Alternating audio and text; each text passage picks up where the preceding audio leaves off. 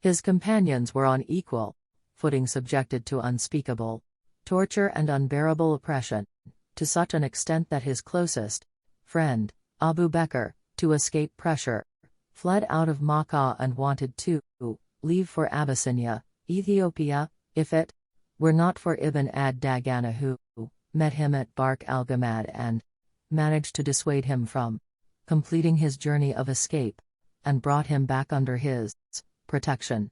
Bukhari 1552, Ibn Hisham 1372. The death of Abu Talib rendered the Prophet, PBUH, vulnerable, and the polytheists availed them of that opportunity to give free rein to their hatred and high-handedness, and to translate them in terms of oppression and physical tortures.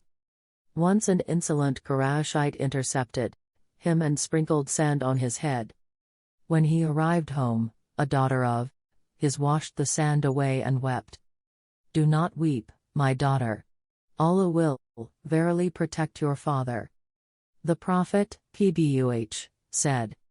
Ibn Hisham 1416. Rapid succession of misfortunes led the Prophet, PBUH, to call that period the year of grief and mourning. Thenceforth, that year bore that appellation. His marriage to Sauda, in Shawwal, the 10th year of prophethood. The death of Khadija left the Prophet, PBUH, lonely. The name of Sauda was suggested to him for marriage, which he accepted. This lady had suffered many hardships for the sake of Islam. She was an early convert to the Islamic faith, and it was by her persuasion that her husband had embraced Islam. On the second emigration to Abyssinia, Ethiopia, Sauda had accompanied her husband as Sakran bin Amr. He died on their way back to Makkah, leaving her in a terrible state of destitution. She was the first woman for the Prophet, PBUH, to marry after the death of Khadija. Some years later she granted her turn with the Prophet, PBUH, to her co-wife, Aisha. Taqe-Fuum, Al-Alautar p.10, Ramad al-Lamin 2-165. The third phase, calling unto Islam, beyond Makkah in Shawwal.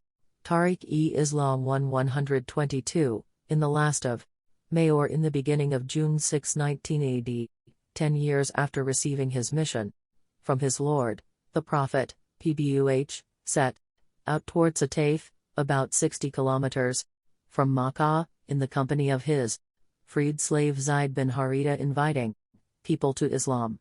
But contrary to his expectations, the general atmosphere was terribly hostile. He approached the family of Umair, who were reckoned amongst the nobility of the town. But, to his disappointment, all of them turned deaf ear to his message, and used abusive language as regards the noble cause he had been striving for. 3 brothers from the chieftains of Thaqif, Abd Yalil, Masud and Habib, sons of Amr bin Umair, at-Thaqafi, met the Prophet, PBUH, who invited them to embrace Islam and worship Allah, but they impudently jeered at him and refused his invitation. "He is tearing the cloths of Al-Kaaba.